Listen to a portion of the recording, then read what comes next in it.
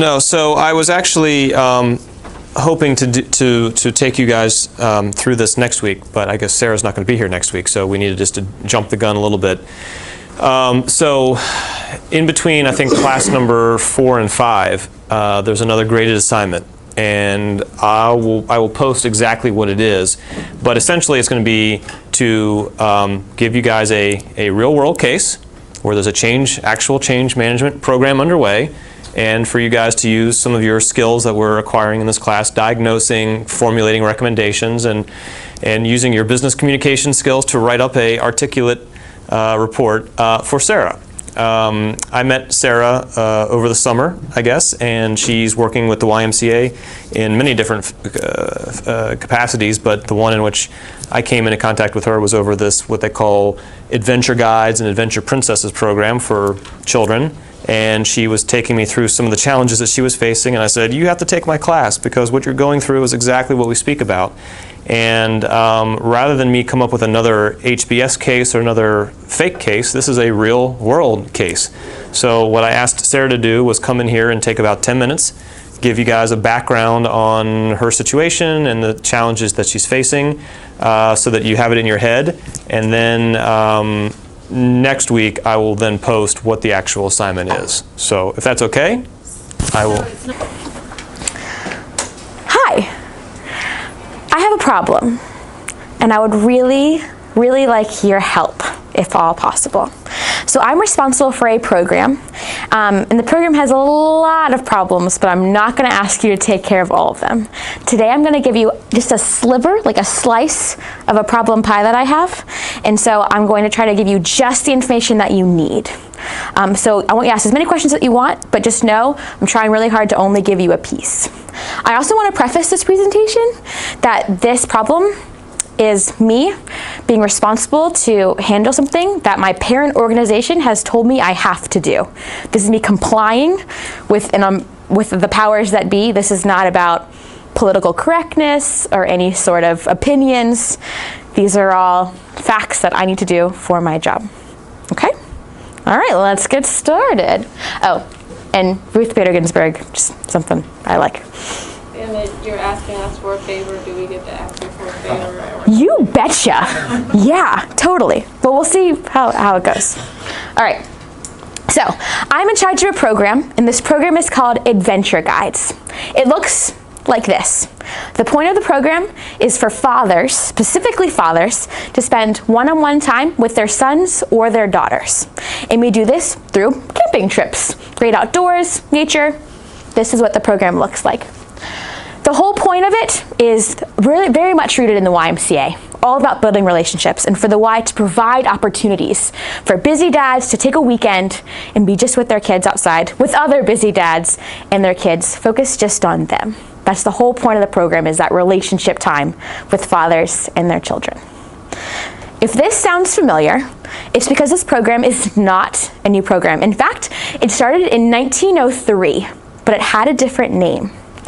The name of the program was called Indian Guides, or Indian Princesses. Has anybody heard of this program?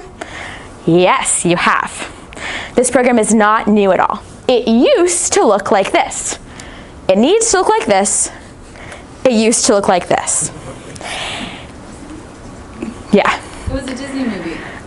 You are thinking of the Disney movie starring Chevy Chase and Jonathan Taylor Thomas called Man of the House, and you're correct. A movie used all of the lingo. You're right, came out in the 90s. Okay. True story.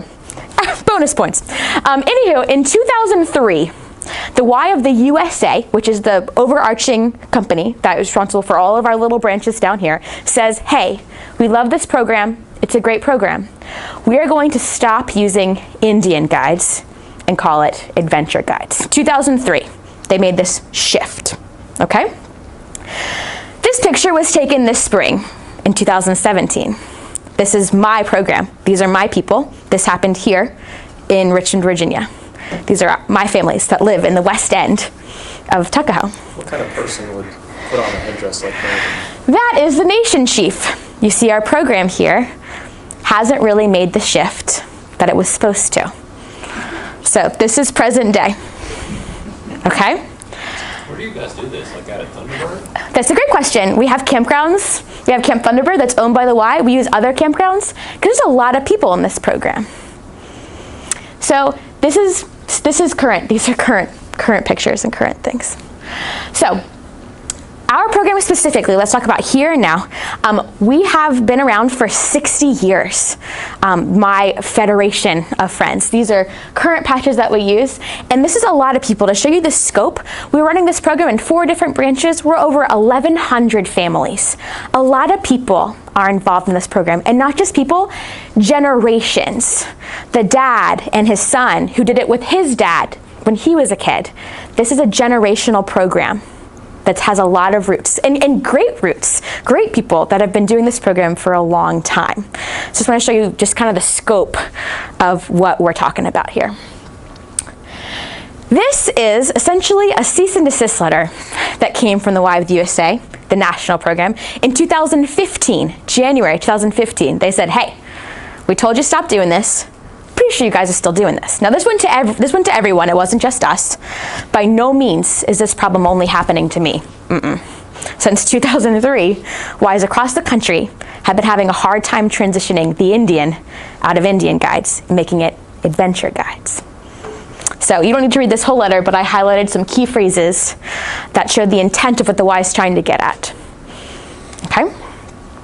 So this is what the YMCA wants. This is a copy of a page in their handbook that's published right now. Friends, Forever, Pals, Always. That's the name of the program. This is how they want the program to look like. They have taken away every single shred of Native American influence on the program whatsoever. This is the closing prayer, and it used to say, our great spirit. It replaces it with, our great Father in heaven. This was a script for a tribe, now called circles. This is an example of what a nation should be called. Right now the nations are called Sioux Nation, Pamunkey Nation, Cherokee, Chippewa. They'd rather us have some other phrases to use instead. So the reason I'm showing you this is because this is the end product. This is what my parent company wants, for it to be entirely taken out of the Native American culture and background. Yes, sir.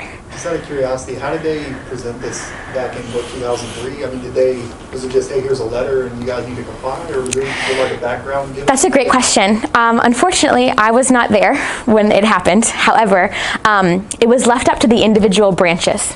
So this is from a corporate office in Chicago that sent this letter. This is from Y of the USA in Chicago.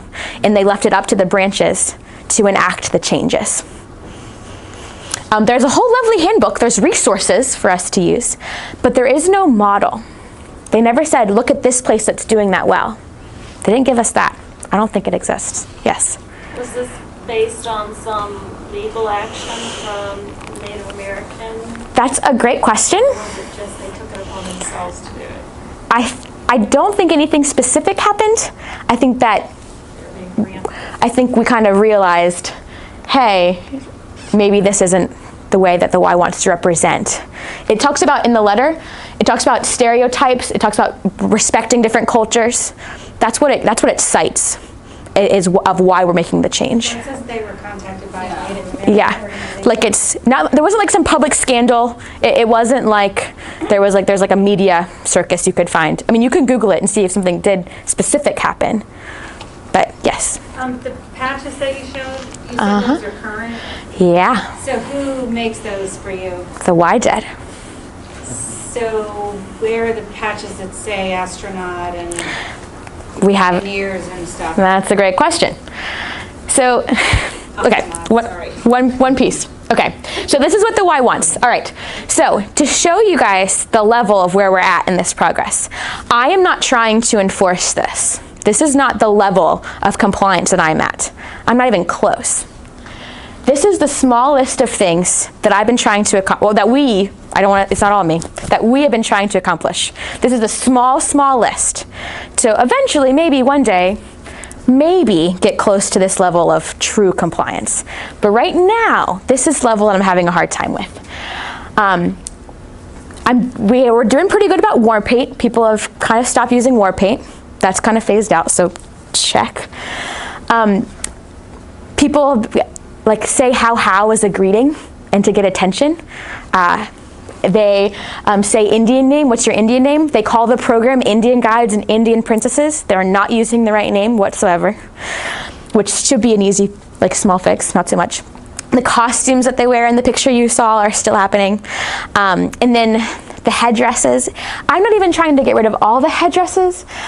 One of my goals, one of our compromises was, well, what if we got the right headdress?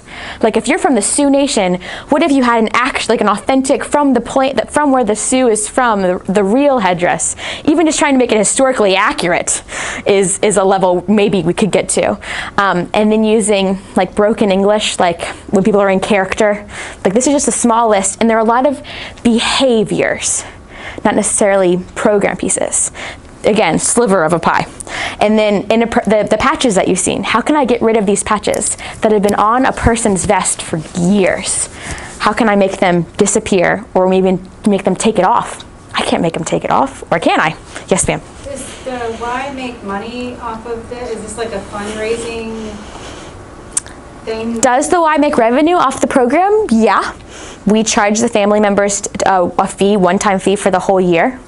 But we're not trying to make more money out of it, and I'm not worried about losing money. I mean, someone is, but we care more about trying to comply and make the program what it's supposed to be. In fact, I have a CEO who's a lovely, lovely guy who has done the program with his 3 children and knows how important the program is. And he says, Sarah, you have 3 years or less to make this program excellent. And he's talking about a lot of things when he says excellent. This is just one of these pieces from another person who's experienced it to me. Yes, ma'am. Can you bring in an actual Indian guide person to do a full Indian night and have it be accurate? Yeah. So we used to have a relationship with Chief Gray Bear, who is the local Cherokee Federation friend. And one of the challenges we're having is staff turnover. So if I follow the pattern of my successors, I'll be out of here in 8 months, because we can't keep staff in this job, full-time or part-time.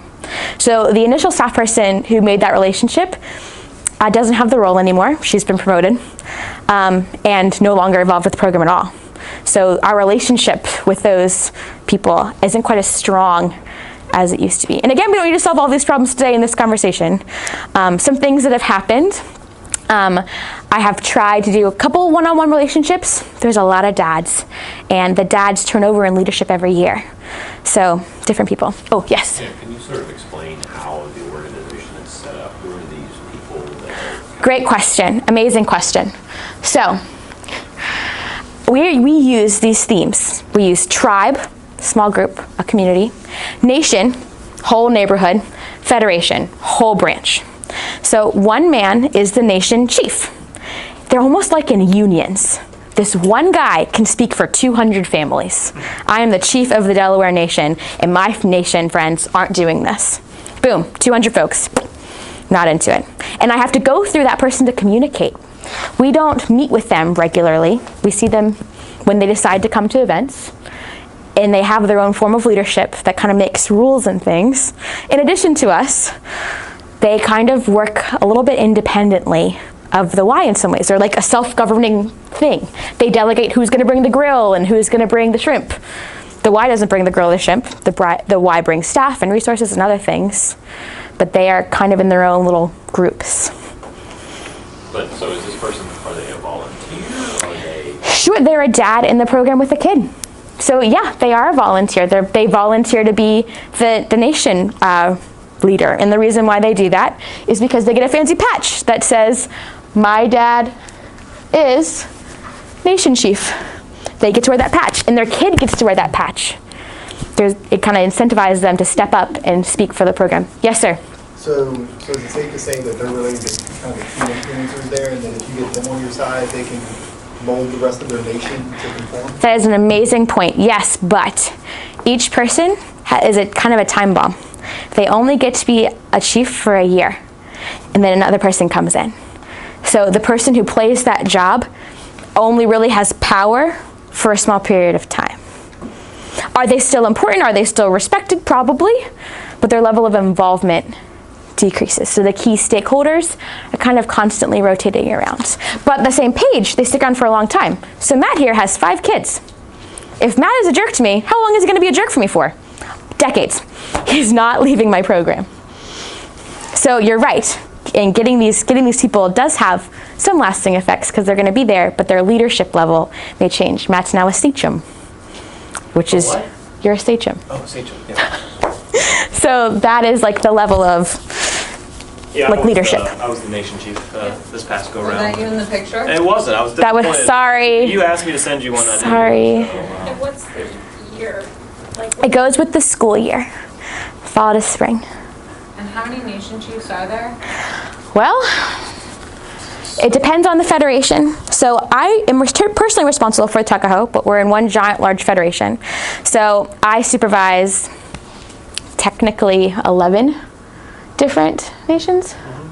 And then there's 6 more from the other 2 branches, and there's 7 more from the other 2 branches. So getting them all in a room is pretty big and intimidating.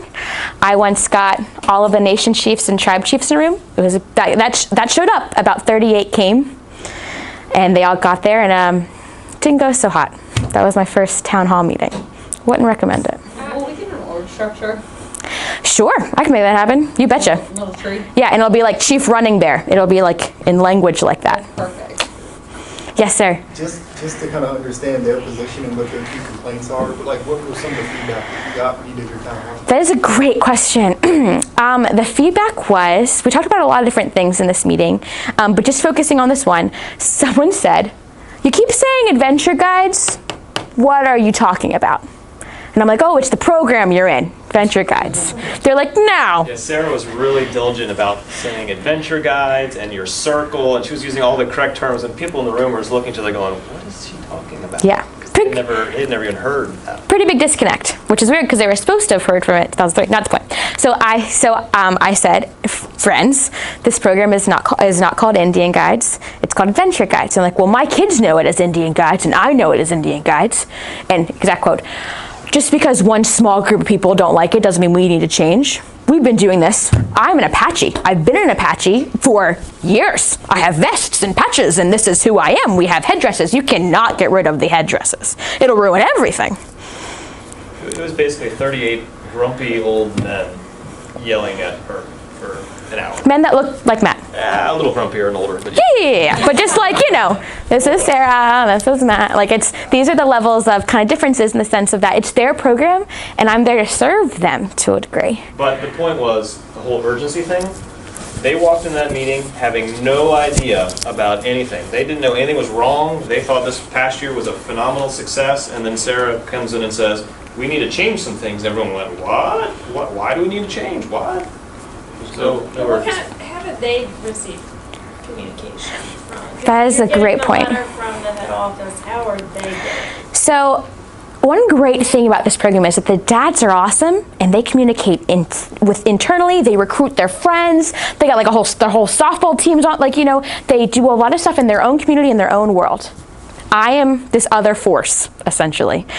And so it's up to me to try to track them down, hope they pay, because my program doesn't take place in a building where they scan a card to get in like another gym. My program takes place in a campground.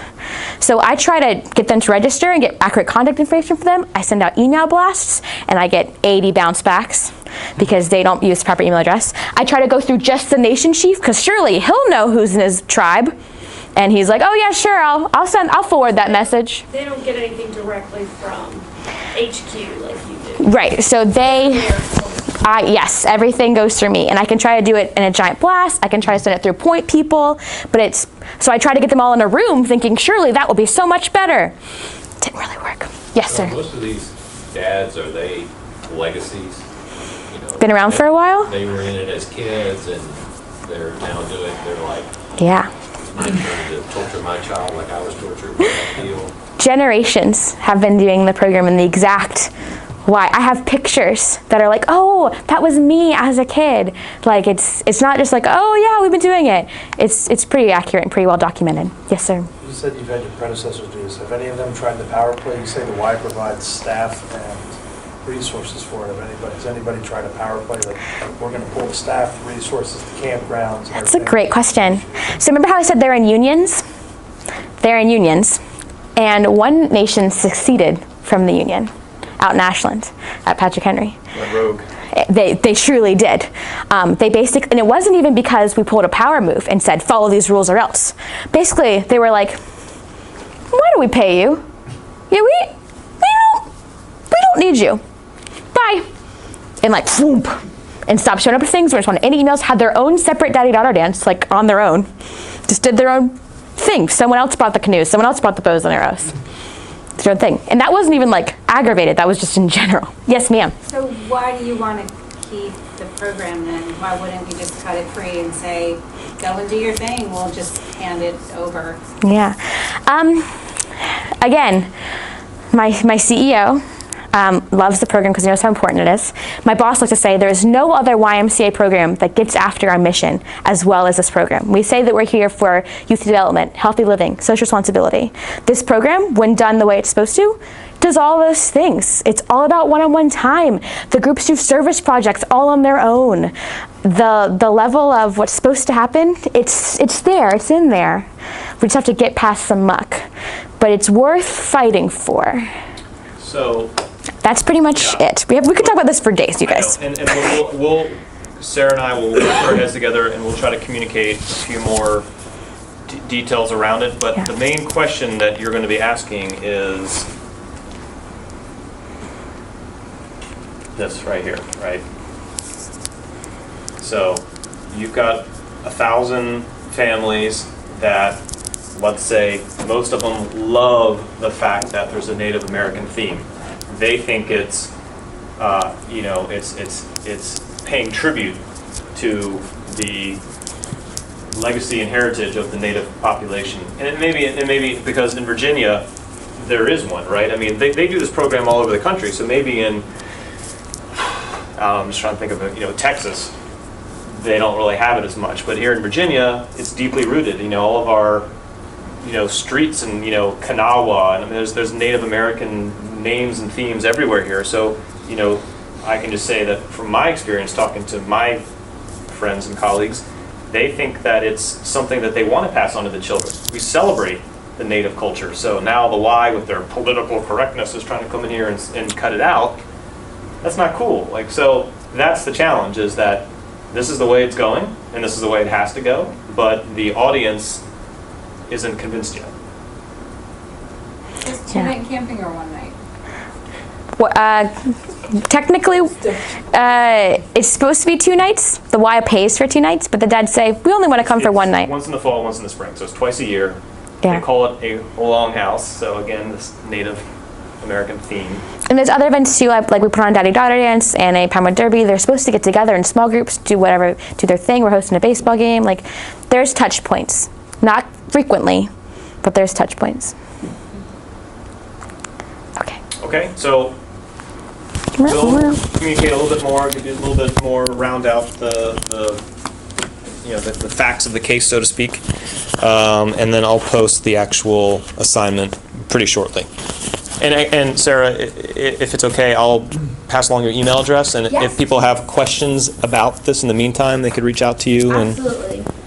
Lovely thing. Thanks, Yeah. Sarah. Thank you guys.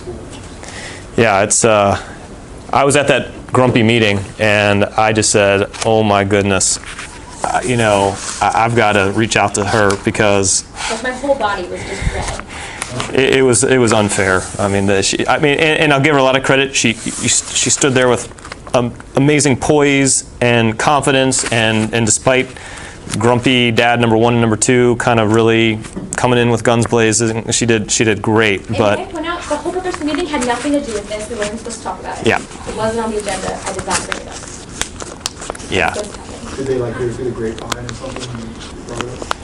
Truly, someone just Yeah. asked. Someone was like, "What are you talking about?" I think it had to do more with that one guy was particularly ticked off that the Tuckahoe Y doesn't get access to Again, this is a Thunderbird. pie of problems, and we are just on a slice. Yeah, I mean, if you've ever been to Camp Thunderbird, it's a pretty cool property. I mean, they have a zip line and rope swings and, you know, fish. I mean, it's really cool. And our nation which is linked to the Tuckahoe YMCA, always has to go to other external campgrounds. And so some guy was like, why can't we use Thunderbird? And Sarah was trying to explain, well, Shady Grove and some others, and so they already have, there's only a limited week, we just can't. And this guy was saying, well, we're paying the same money as they are, and why don't we? And I mean, so it's the agitation started kind of early with And the thing that one I guy. Is no matter what I said, I could have said anything. And 40% of the people in the room would have been like, I hate that. And everyone else would have been okay with it. But like 30 to 40% just wasn't okay with no matter nothing. Like opinion X, opinion Y. It's too hot, it's too cold, it's just right. Like there's no real consensus in the program. So I might have some people that are like, we agree this, we approve of this change. I don't know who they are. So they might exist. It's a big challenge, and I think she would appreciate your help. And We'll get her deck. sorry, Her slides will be posted for can I share that? Is that email that Mr. Chicago sent is okay for them Yeah, to see? I don't see why not. Make it happen. Sure. Yeah, so I think she'll certainly appreciate input from you guys, and I think this is much more interesting for you guys to work on than some fake Harvard business case study. So hopefully that'll be good. Okay. With the time remaining, it's almost 8 o'clock, I have a movie to watch, and the movie is called 12 Angry Men. Have you guys ever seen this or heard of it or know of it? If you've been to law school, you probably have. I don't think it needs a lot of setup because you'll very quickly understand what it is, but it's a really classic case study in how you can use the art of persuasion and the art of influence to bring about a hostile crowd. And so maybe once or twice I'll pause the movie and just highlight a couple things that have just happened and ask some questions, but we're going to try to watch the whole thing. It's an hour and 30 minutes. I can cut out about 10 or 15 minutes by just skipping a couple lull spots, but I do want to keep a few minutes at the end to bring up some key takeaways. But look, during the movie, if you guys need to step out, take a break, use the bathroom, understood. The vending machines weren't taking my credit card. I was trying to buy some snacks, but it wasn't. I have goldfish. You guys want some goldfish? They guys have it. Stack them snacks back, folks.